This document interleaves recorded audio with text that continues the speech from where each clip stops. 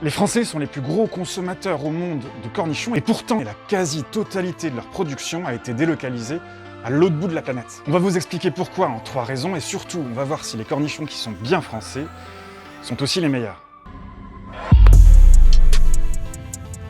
Alors aujourd'hui, quand vous allez dans un rayon de supermarché en France, il y a 98% des cornichons que vous consommez qui viennent de l'étranger. Sur ces 98% là, il y en a à peu près 80% qui viennent d'Inde. T'as peut-être pas les bonnes chaussures là, Aline. C'est ça. On a l'impression que j'ai pas l'habitude, pourtant je viens ici tous les étés. C'est juste que d'habitude il fait très beau. Si je tombe, c'est coupé aux montagnes. Donc pour cueillir un cornichon, il faut d'abord retourner la plante. Et là, on voit tous les fruits qui se sont cachés. Alors pour ramasser les cornichons, c'est tout simple.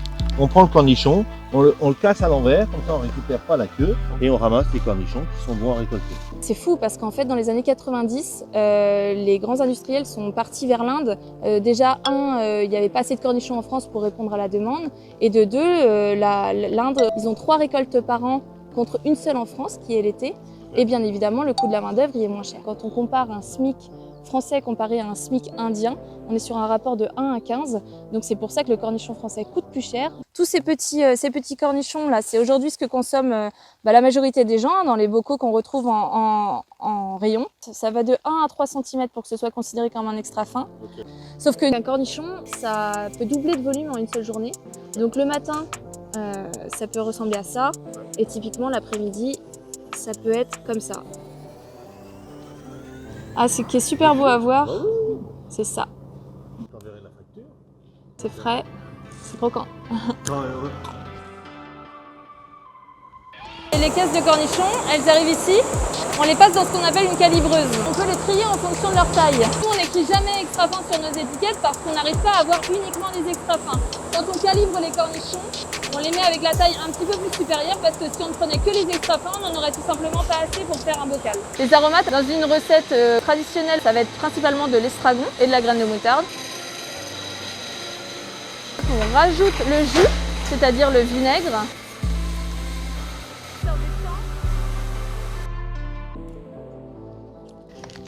Et voilà le résultat. Est-ce que c'est meilleur que des cornichons indiens? Ce serait mentir que de dire qu'il y a une différence flagrante. Par contre, un palais affirmé, on peut voir la différence. On fera une dégustation à la fin de cette vidéo pour vérifier. En attendant, est-ce qu'il existe un moyen de se repérer et de savoir ce qu'on achète lorsque l'on est devant son rayon?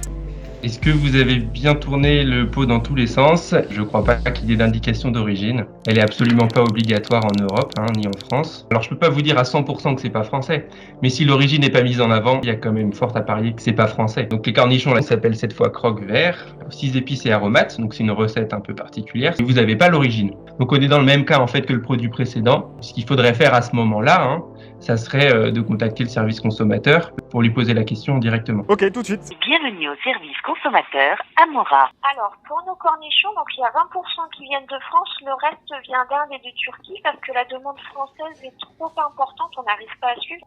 Au moins c'est clair.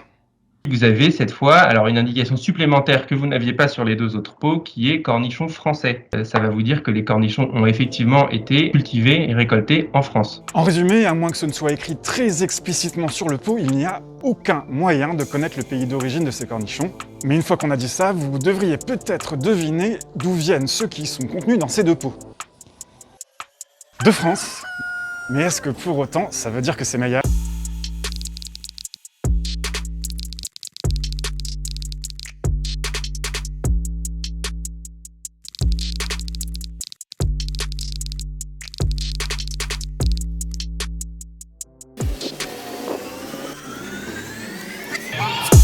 Salut Alès. Salut Damien. Je peux voir tes cornichons? Bien sûr. Ils sont super gros, non? Ouais, ils sont énormes. Enfin, ils sont imparfaits surtout. Parce que forcément, il faut les cueillir quasiment toutes les heures de la journée, matin, midi et soir. Je te fais goûter ce que j'ai apporté? Avec plaisir. C'est parti.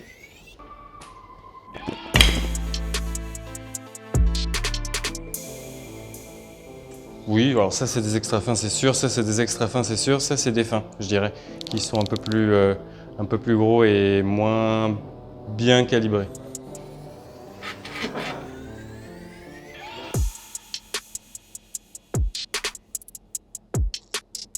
Pour moi, c'est trop salé pour un cornichon. Est-ce que tu saurais dire s'il est français ou pas? Ben là, honnêtement, je suis pas capable.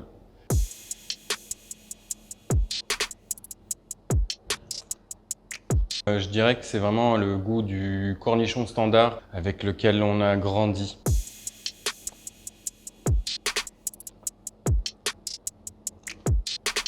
Le premier et le troisième, ils ont à peu près la même mâche.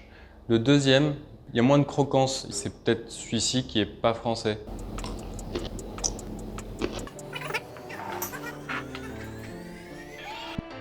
Le premier, c'est le Amora, différent des recettes traditionnelles avec 6 épices et aromates. C'est l'épice qui m'a déstabilisé. Le deuxième, c'est un cornichon jardin de rente français.